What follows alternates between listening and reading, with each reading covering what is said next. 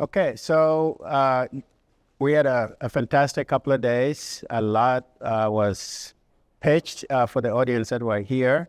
So I'm going to ask the first question, and then we have plenty of time for audience questions as well. I don't know if there will be any questions online. You'll just let us know. Okay, so the first question I have is, in hearing the challenges and opportunities that you spoke to, in particular, how to commercialize biology, which is basically what we're trying to do with, biomimicry. Given the challenges of established companies that basically have most of their projects prioritized in such a way that it really gets to be very difficult if you bring in a new technology, this idea of pull versus push innovation. Can you speak to some of the difficulties you have had? Anyone can take this question. In terms of being more collaborative, as nature is, as opposed to more siloed, like we tend to be. I mean, I definitely think that my industry is very ignorant of this leveraging or this however you want to say it, this concepting. I think the way to do it, the way you can actually make it happen is, through the education of it being a tool to use, a tool in the toolbox. And, specific to the aerospace industry, systems engineering is central to everything that we do. So if you actually start to institutionalize that, foundationally in some sort of process, best practices that you go through in your requirements formulation, I think that's a way to sort of elevate it. Yeah. That makes sense. Go ahead. I would add that, so not just aerospace, but I was in consumer products, but putting stuff into production, risk is not really, it's shied away from. And being creative is really kind of beaten out of the engineers because it usually means risk. They want, have it make money and get it in production on time. So, but at the heart of it, most engineers became engineers because they were passionate about creating things. So I think that still remains there with the people at work, but organizationally, that has to be addressed. But also, I think there's, if you want to include more bio-inspired designs, biomimicry, it's typically like, mechanical, electrical, or systems engineers. We are not the subject matter experts. And so teaming with, either biologists or including an ecologist into like the team would help bridge that gap because we are definitely not the subject matter experts. And then knowing where to reach out to is even a challenge as well. Mm-hmm. No, I couldn't agree with you more on that one in particular because we have about 40 students that attended this conference. And somehow I always feel like they are left out. They are not given the opportunity to directly interact and so figure out what their role is in terms of what you're just talking about. So having biologists around the table would be a fantastic thing. Do you have a thought to add to that? Yeah, and I think being able to speak the same language is important. And that requires you to talk to as many people as possible. I don't know if anyone has, for instance, attended NSF I-Core. If you attended NSF I-Core, it's a very unique program. And whenever you're talking to potential customers, it tells you not to talk about your technology at all. It tells you to talk to people about what is keeping them up at night in their job, right? So I think the key to be able to collaborate with industry that is not very open to collaboration or change is to be able to talk to them about the merits of what you're doing and what it's going to do for them as opposed to where it's coming from. I think the story of it being a bio-inspired technology is very important, but we need to be able to move on very quickly from that and get to the point of this is going to do this for you, and I've worked these problems out. And that's only possible if you are familiar with the industry and you talk to enough number of people to identify that there are problems and you can solve them using your technology. That's awesome. Anybody in the audience have a question? Somebody with a mic. Thank you. Barak, I wanted to hear your perspective because you spent some time in academics and you spent some time now in an organization, which is also very unique in a startup situation. Can you maybe comment perspective maybe for the academics to think differently as they are looking through the bio-inspired landscape, how to think about ideas and translation? And wearing the other hat from a startup, how do you see things differently now in a sense as to what are the kind of things we should have been doing? Right. No, that's a great question. And I don't think I have a great answer for that. I'm still working that out. But this, I've done this too.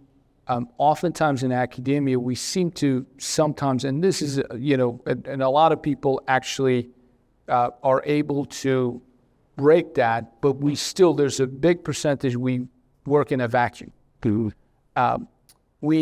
We come up with an idea and we feel like we pat each other in the back and say, that's a great idea. And it's important to kind of open that up a little bit and see exactly what problem we're solving, right? And then try and be passionate about it. This is just one of the ideas I have. I've seen that happen, and me being introduced to the startup industrial world a little bit kind of opened my eyes to that. And to your second question about the challenges of in a startup world, the main problem I see is this, right? We're working with very, very big companies, right? And they like your technology, they like what you do, but I'm sorry, that big company is not going to bet the world on a tiny startup company that has 50, 100, 150 employees. It's just not going to happen, right? So you need to be able to find a way to go to the next step. How can you work together to bring this technology market? We have to be able to work with a big company, but you also need to convince that big company that this is going to be a 10, 15, 20-year cycle. And how do you go over that threshold is something I'm still trying to figure out, to be quite frank. So, Yeah. Actually, a somewhat simple question, but I know the answer isn't. I was struck by the asterisks in Dennis's first talk, and I'm sure a lot of people here were. And I'm thinking about this question in different ways, but maybe is like, where are we in removing that asterisk? And what is it going to take? Or are there some organizations that have and moved that up the list? And maybe how did they do it?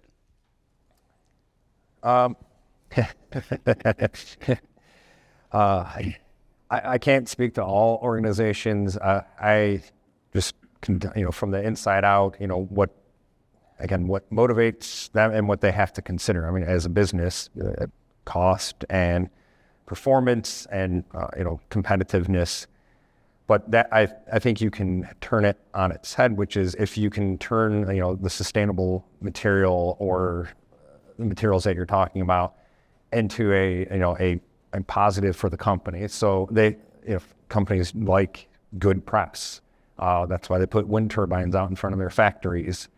So if that can drum up good, press and news for them that they're using a new sustainable material or it's more sustainable, at least than the current, then it's beneficial. And it has to be kind of framed in that aspect. If it doesn't save money or necessarily increase performance, but that's another way to kind of differentiate it. And again, if you were pitching that material to them, that is again how you could frame it for them. And as I was mentioning, a lot of companies are establishing sustainability teams, but they really, my perspective is they really don't know what their scope is and what that really means in the realm of things. It's, is it green energy? Is it, more recyclable materials? It could be anything, but that's where you can help shape that and you could leverage that. Good. So now yes. Thank you. So I'm a physician and have worked in the past with the pharmaceutical industry who like ethnobotany, who like to go into nature and find organic compounds. I guess they're using biomimicry.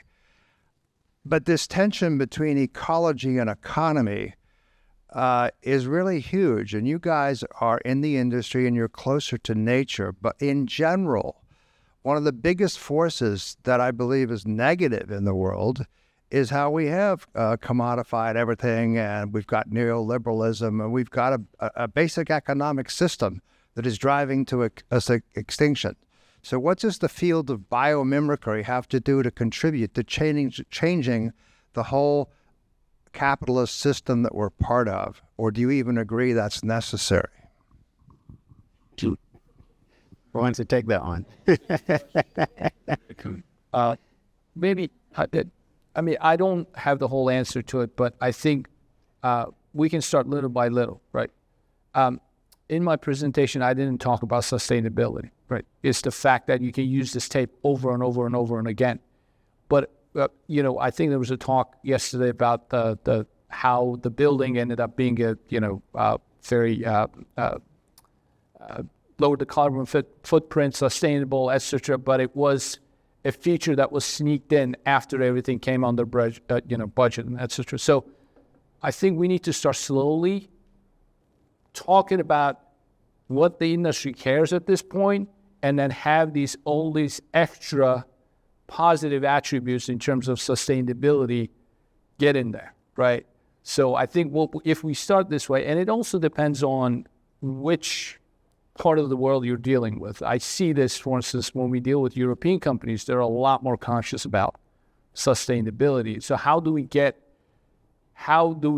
transfer that to bigger economies like in China and the United States is, I think, through this effort of, talk to them about what they care about, but also sneak these different sustainable attributes in there with our technologies. Well, to your point, I mean, that happened because it was legislated in Europe. I mean, fundamentally, the EU did it. We got rid of leaded gas, right, because we legislated it. I mean, it starts there, and there's a lot of entrenchment, and there's a lot of show me the return on investment, and there's a lot of, obviously, in our country, fractured politics that you can't just do it. Somewhere outside of Ohio, of course, but yeah. But I think that also reminds me of what Tricia said yesterday, that it is a false choice. Now, when we start thinking of economic health versus environmental health, we deal with this all the time, and we make decisions which is not always in our best interest, but because we have to choose one or the other. And going back to Ali's point of this tension between what happens in academia versus what happens, in the economic, world out there, there's this tension of publication, just letting everybody see what you're doing when in your academia. And then, you go to the companies and they want to protect their intellectual property. They don't want it published. They don't want to talk about what you're doing. So I think that has a tendency to quench, creativity and innovation and collaboration. So go ahead. One here. People. Ooh. So to the point of talking about the entrenchment and the systems and how to sort of erode back practices that aren't in our benefit for becoming greener and more sustainable and so on. And I work with Denison in COSI. One of the things that we definitely acknowledge is this idea of diversity of people from different backgrounds and stuff. But I wonder if you could talk about diversity of age, because in my part of the work that I do is trying to raise biomimics by teaching them to see forms in nature, and I guess I'm trying to bring the rear up here. But I wonder if you could talk about like where people are in the sort of the levels of their career, and how we can sort of try and push more people who are more optimistic and will take more risks and get the old guys out but to keep their knowledge, to keep their source of wisdom. There's a lot of people who have a lot of wisdom, but the question is, where did they fit in driving the bus now? Good question. Anybody? I guess I would, when we're, I guess in the presentation, I was trying to show like a lot of, it really comes from the stakeholders itself. It's not, again, like the engineer solely deciding the solution. We have, it's organizational. It's not just one person. So I think organizations have to adapt and change. and change and what they prioritize and support.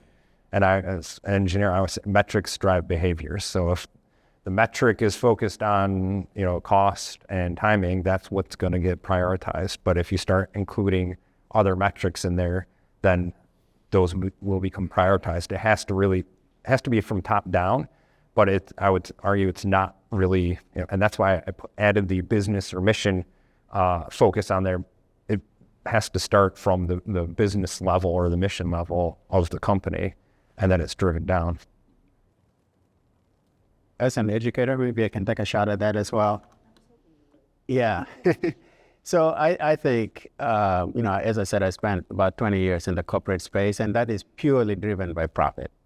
So everything that is done with that perspective, because everything is weighed against, is this going to make me money or not? Because if it's not, maybe I'm not as interested in it. Even the part where you're doing it for greenwashing your product, your company, you're doing it still with profit in mind, because at the end of the day, it's why they call it greenwashing. I mean, it's not really doing anything, but you want to send the message that it is.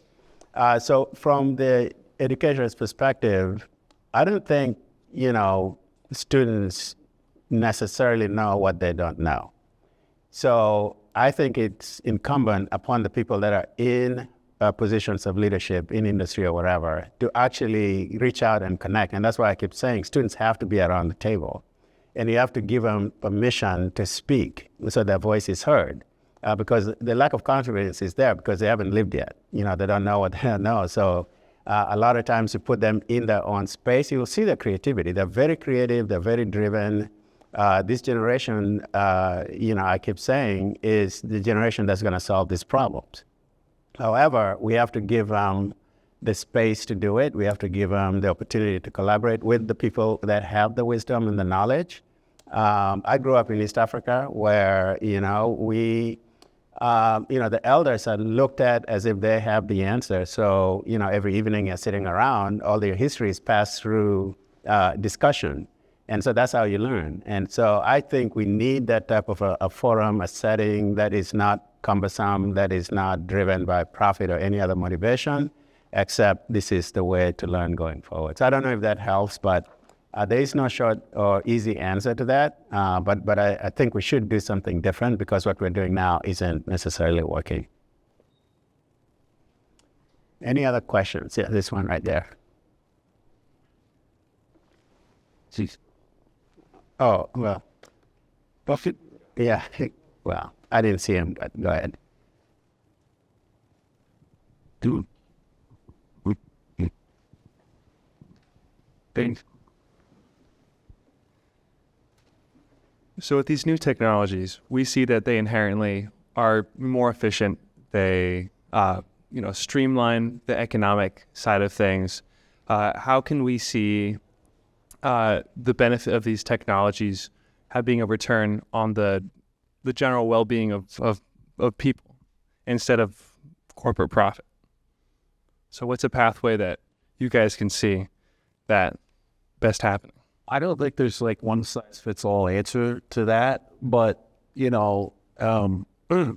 looking at profit in terms of not just margin on an individual product, but a strategic timeline of cradle to grave, where how much does it cost to retire this product?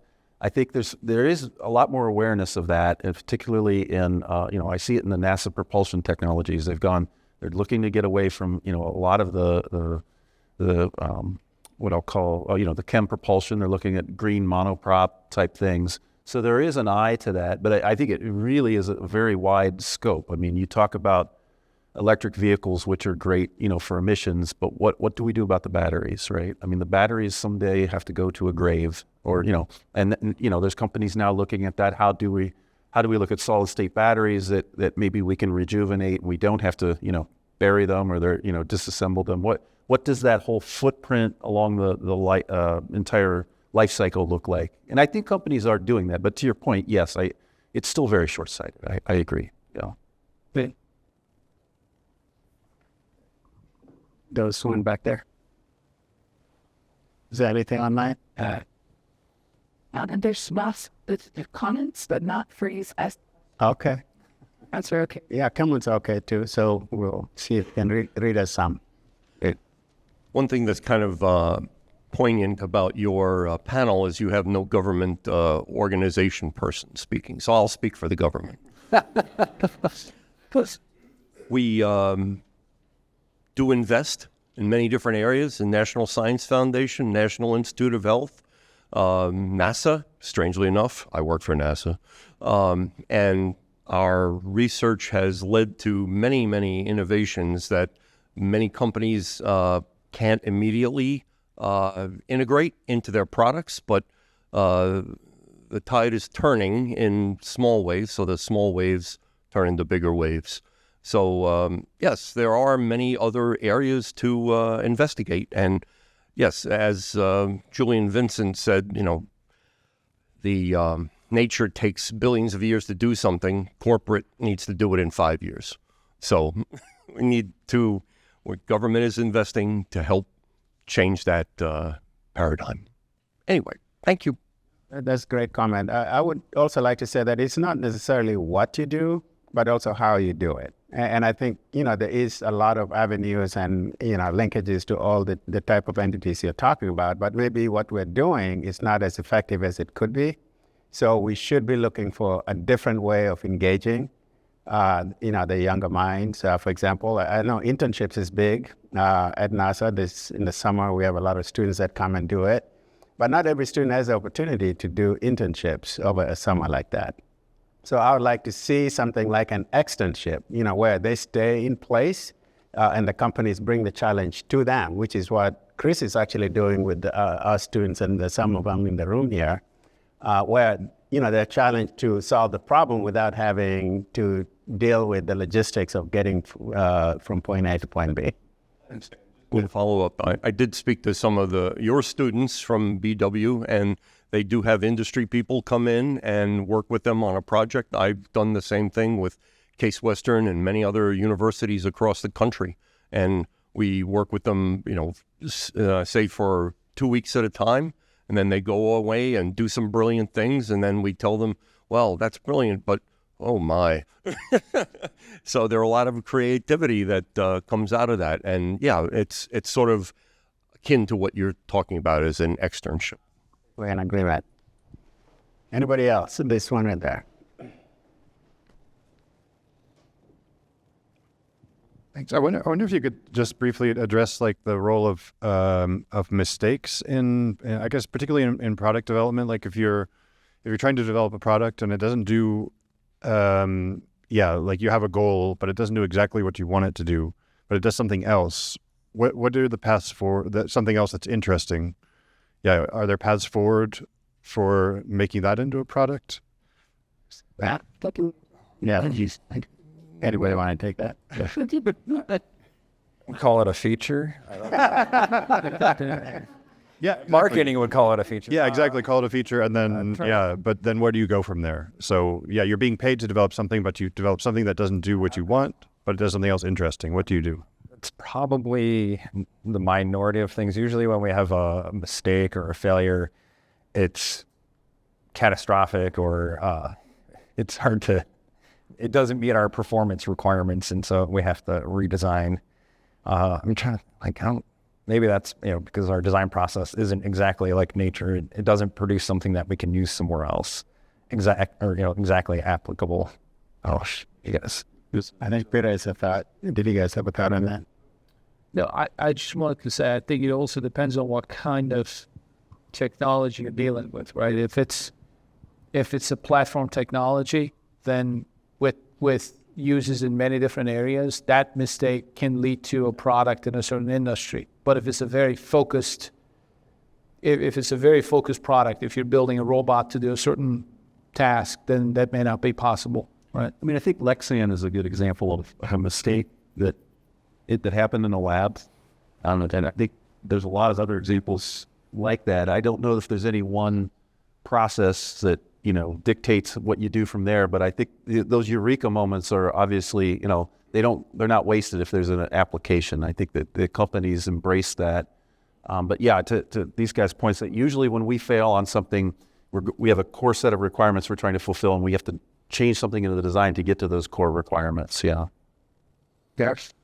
Well, just one thing, if that guy I mentioned at Harvard, I know he's not. Well, he actually is partially running a business. So he's his co-author on that idea about modeling innovation after biological evolution. The book and then the article in HBR describes how Moderna got to the mRNA, the RNA vaccines. And it turns out that didn't happen quickly. It happened from a bunch of innovations that started early. And they describe a process where companies use the venture capital to create variation, to explore ideas that fail, and that often, almost always, since it's about innovation, have offshoots that were unexpected that do lead somewhere. And the pioneer flagship companies that burst Moderna, plus a bunch of other things in pharma and pharmaceuticals, is a story about that process. If you're interested, that article will give you a segue into seeing how that works. Ben probably knows a lot more about this than I did. Well, I think a lot of products come out of mistakes, but what these guys are talking about maybe is a whole different thing. Just because you can't afford failure in that way, so it's incremental, improvements that you're looking for. But to get to that transformative place, you really do need to fail before you learn. Nature does that all the time, right? Nature evolves to survive based on what it learns from failure. Just want to make a quick comment. That's very similar to like mutation in nature, right? Yeah, Isn't it? exactly. Yeah. Go ahead, Ellis. Just going to point out one classical example of Matt was also referring to as could be pointed out is the notepad, the sticky notepad that we use from 3M. That was an example which they didn't really expect, and they used it to make billions of dollars. Can we take a couple of comments that might be interesting from? One question from Michelle from that asked you. Okay, go ahead. Yeah, I find the whole topic interesting, and I'm going to ask a question more in line with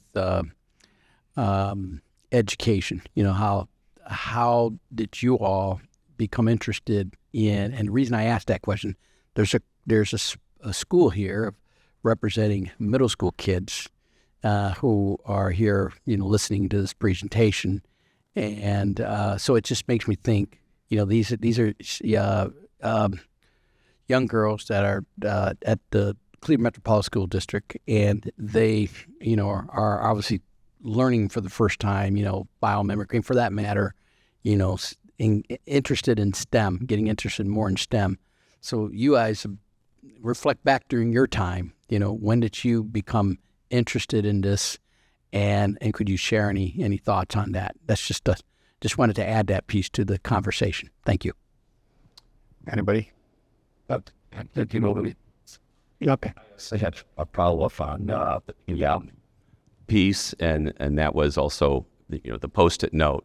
And the question, I think, originally is more about how do we do that? And one of the things that they do is they give their scientists time that's not directly associated to billable hours, sort of in attorney speak. And so there is time dedicated to allowing for failure and allowing for things to happen.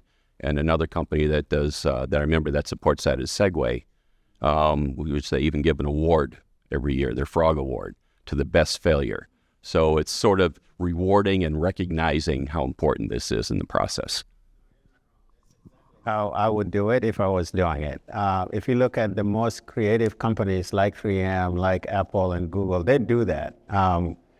Give time, because innovation and creativity doesn't happen at the drop of a hat. You can say 1, 2, 3, go, and you come up with something. So a lot of times you find that just walking around the pond or shooting hoops outside, in the middle of the afternoon, it's not time wasted. I mean, your brain is processing, and that's when the innovative, creative ideas come out. A lot of it, the problems that you deal with, you find the solution in the shower. After you have slept on it, and you go in the shower, and then, that's the solution. So you're absolutely right. To please complete one so rapid. Yeah. So go ahead. How did I get involved? Yes. What Ben's doing? He drafted me. So, no, like I said, this is an area that I don't have a lot of knowledge in. I mean, I was inspired when I was a kid by watching Carl Sagan's Cosmos, right? So that goes back, predates a lot of this room. But that's how I got interested in engineering and science. That was compelling to me. And, as I get older and through my organizational outreach with Ohio State and other universities, I need to learn things too, right? So these are opportunities for me to learn, not just from our panelists, but from everyone. And I think that's kind of why I'm here. Yeah. It was my PhD. I got to thank my advisor for it. He just threw me into it. He gave me a big challenge and said, just come out of the other end. So, but yeah, then I got interested in it as a faculty. I did a lot of, I did teaching in biomimicry. I did research in bioinspiration. So yeah, but it was my PhD. The final comment I'll make on that is simply don't let your creativity die on a vine. I mean, if you see students that are creative asking questions, indulge them. Don't quench them. And I think that's, for me, being around the younger kids, I think that's probably how you engage them and excite them and give them some experience that they will keep coming back for. So that's my answer. Anything online? Okay. Yes, thank you. There's some great feedback online, especially about the physician's question about how to change our economics and the application of biomimicry to our economic system. And I think biomimicry has been trying to do that perhaps from the get-go. One particular comment asks us to consider the work of Thomas Lagorge-Sigaud with biomimicry and economics in particular, and encourages us to think about continuing to apply biomimetic ideas to our economic system as we desire to change culture. All right, I think that was a signal for us to be done. Really appreciate your time and all your great questions. I think it has been a great couple of days, so congratulations to Tricia and the planning team. Good. Awesome. That's that.